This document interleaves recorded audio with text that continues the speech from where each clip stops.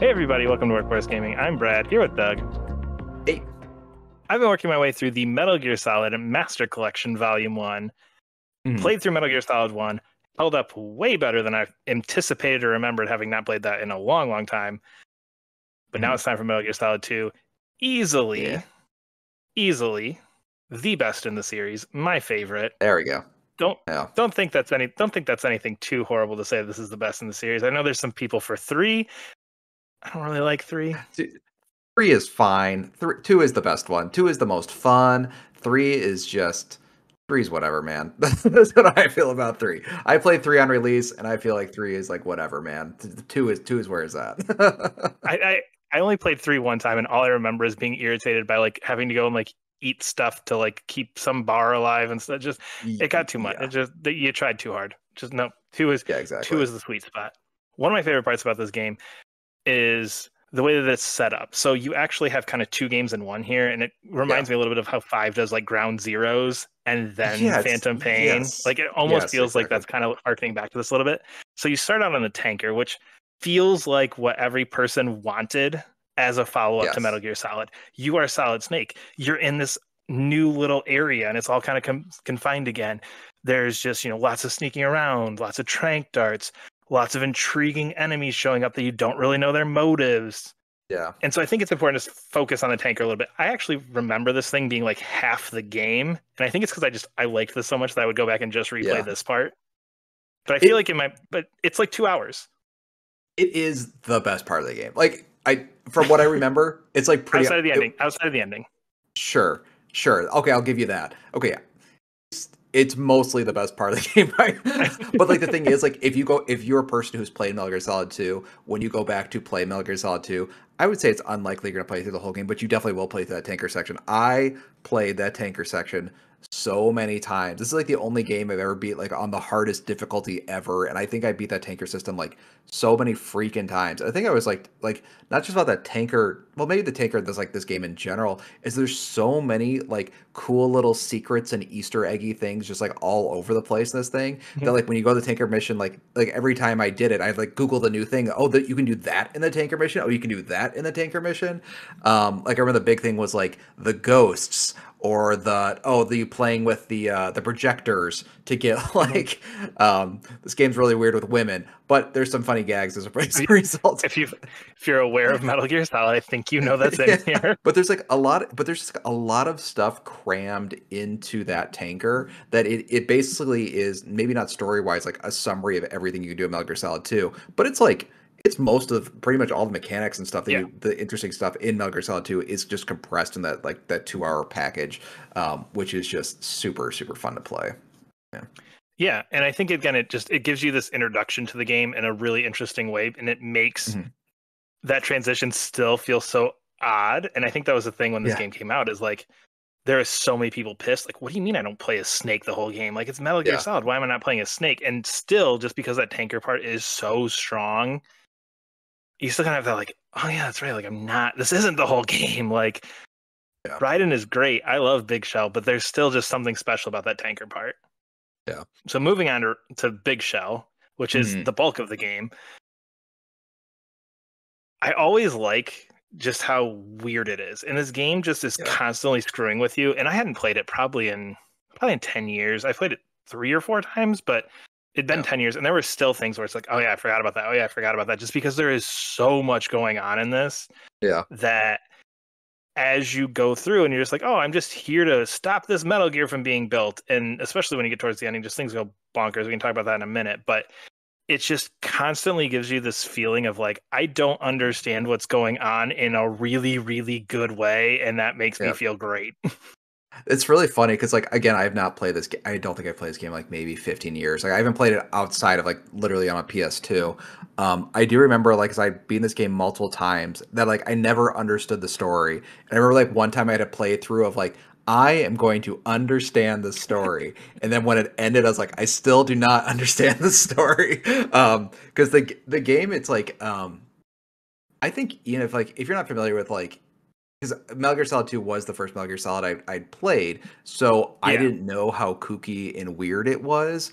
And Yep. then the plot just gets so off the rails of what you would think, well, maybe not nowadays, of what a military shooter is. I think still for nowadays. Still for nowadays, it goes pretty crazy. See, but Black Ops is making me like question things now. But back then, military shooters did not have super weird stories. So I just remember when this game like really starts going off the rail and like kind of getting this like weird metaphysical, philosophical Yeah. Oh sort yes. of ending kind of thing. I remember the story. I never could quite follow, but I really liked the boss battles. I really liked the Yep. characters. I liked what was Yep. happening in the plot. I just understood very little of it, especially in the final act. But I think that's part of what makes this point that this is such a great game is that even not having a full grasp on that narrative, there's so many cool things that this Yeah. Oh hangs yeah. its hat on that it's still with the narrative that you again playing through it a few times, like I could still I probably don't have a full grasp on this. I feel like I do, but I know Yeah. for a fact that if I was talking to somebody who like really knew it, they'd be like, "You didn't know that secretly liquid da da da da da da," Yeah. and so and the page and okay, whatever, sure, I got the gist of it. But I think that just going through and kind of discovering more things like oh yeah, that's right, like that.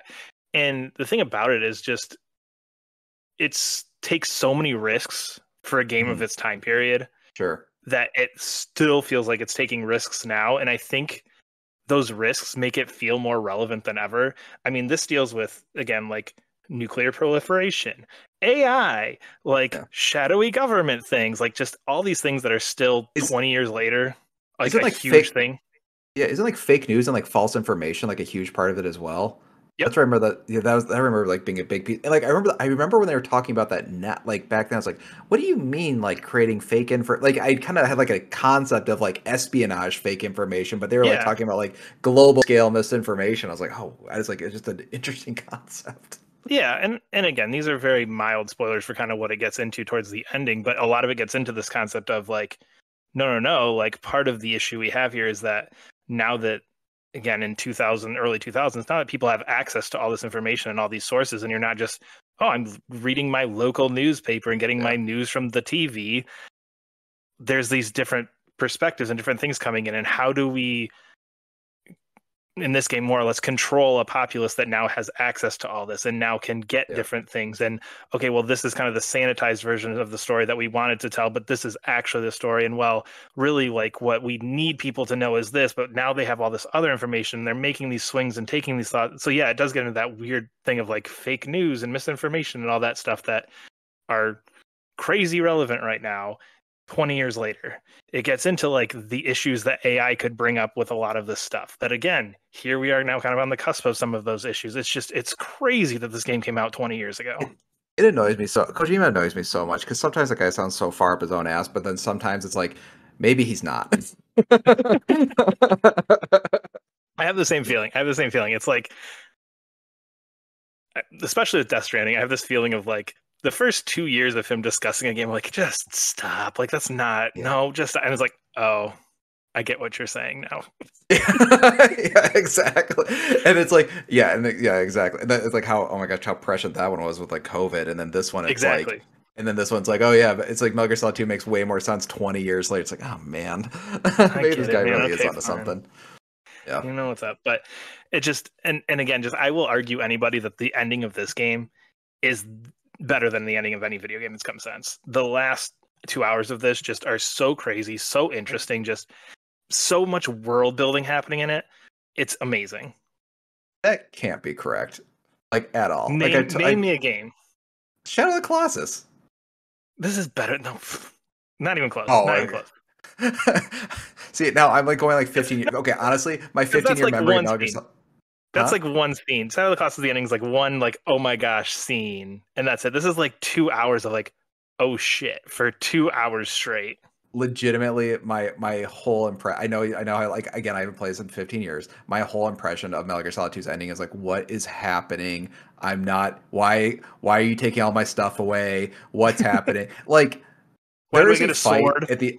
There is a fight at the end of this game that like I still am not sure was like was in his head or not. And I played it so many times. It's like one guy can't possibly be doing this, and like I still don't know. I don't know. I don't know.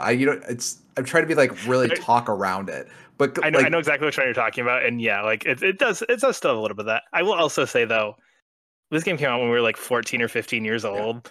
Like I think 14 or 15-year-old me missed 90% of this. Like, Sure, that was so yeah, that's cool. fair. Like, what? These things, they're real. What? Yeah. And then like 20-year-old me is like, oh, I see. I kind of see where we're going. And now like 35-year-old me is like, I think I got it now. I think it's finally makes sense to me. I've lived So enough funny. life to understand Metal Gear Solid 2. That's how old Yeah. I am. Yes, you do need that is funny. You need to live a certain amount of life to understand. No, that's such a funny way to put it. This is a very adult game, but it's like, and then the thing that's like always funny about Kojima games, like it does feel again. That's the thing that's like about knowing Kojima games in general. It's like you do feel like, oh, I have to be kind of smart to understand what's going on, and then it has like stupid poop jokes, like all like Yeah, and many so much immaturity. So much so much. immaturity.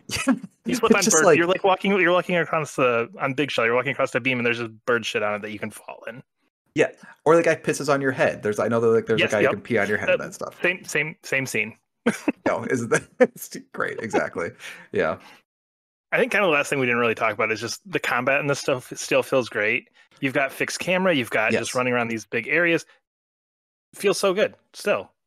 It's so arcadey, which I feel like which I feel like Metal Gear Solid 5 did a really good job of, where there's Yes. a sort of I don't know how to describe it, but like just the responsiveness of the game feels like it should be like an action game, like Yep. a almost like a Devil May not a Devil May Cry maybe, but just like it's just so snappy. It feels so much snappier than like what you'd expect, especially compared to games like Splinter Cell at the time, which is much more Yes. movement based and that kind of thing, and like, Stop, but there's just shoot, something find the to lights. This is just run and gun. You can run and gun. You can stealth, and just every yeah. option feels viable.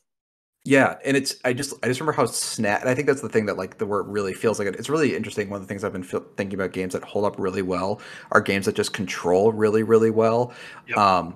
This is actually one of the reasons I really didn't like Metal Gear Solid 3 because it leaned way more into being more realistic. It's not nearly as snappy as 2. Um, but that's why I feel like this game is just like so much easier to replay. It's just how snappy it is. And that really really really tight gameplay. I also the thing I really appreciate this game is that it did a very good job of um like the no kill stuff was like really fun because my parents did not like me watching because we only had one TV in the house. My parents did not Yep. like me watching playing this game. It's like, well, if I play with a trank gun, I'm not shooting guys in the head with They're just bullets. falling down. Yeah.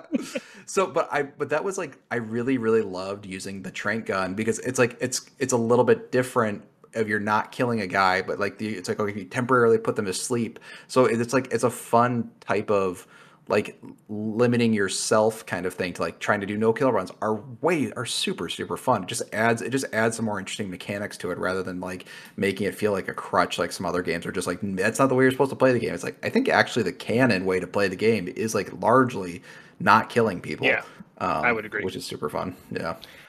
Yeah, and again, that's where it gets into just you can play this game so many ways. There's different paths to things. Mhm. The bosses are very cool. Yeah.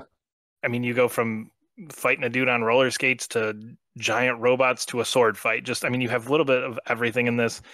I will say, I think the bad guys in Metal Gear Solid 1 are much stronger, where you have guys like Psycho Mantis, Sniper Wolf, Sure. much stronger than some of the ones in this. I agree with that. I'm because I think Metal Gear Solid 3 also had some like really good, Yes, it did. but the cutscene with Fortune is like the coolest shit Oh, ever. yeah, Like yeah. that was always my favorite part of the game was there's a character named Fortune, and I guess her superpower is that she can't be shot. And I forgot how Yep. they explain it. It's funny they do explain everything in this game. It's like the explanation always sucks, but like she can't It get does not shot. suck. There's a great explanation. Do you think that? Okay, sure. All right, whatever. I'm always thinking about Vamps. The reason for Vamp's name is like always just really funny to me. Yeah. It's not because he's a vampire. um, Nope.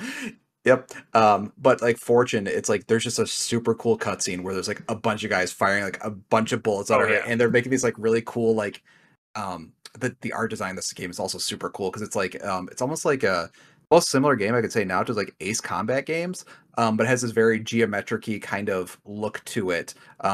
Because a lot of Death Stranding also does this, but like it's like Kojima kind of thing. But anyway, there's all these guys firing bullets at her, like kind of like ricocheting around her, and then she's like Yep. blows the shit out of them. It's like, oh man, it was so cool.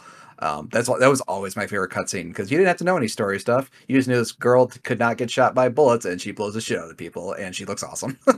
And done. Yeah. Story explained. That's all we need. Exactly. But I will say that the fights themselves are very fun and very good. Yeah. I don't think the characters No, hold I up agree. as well as Yeah. Metal Gear Solid 1, Yeah. having just played that one a month or two ago. So, needless to say, if you have not played Metal Gear Solid 2, you need to do that. I don't think there's any reason not to. It's amazing. It is on every system that has been released since the PlayStation 1, I believe. Anyway, we are Workforce Gaming. Subscribe to our channel. Leave a comment below. There's links to Sports and Coffee as well. I'll see you later. Bye.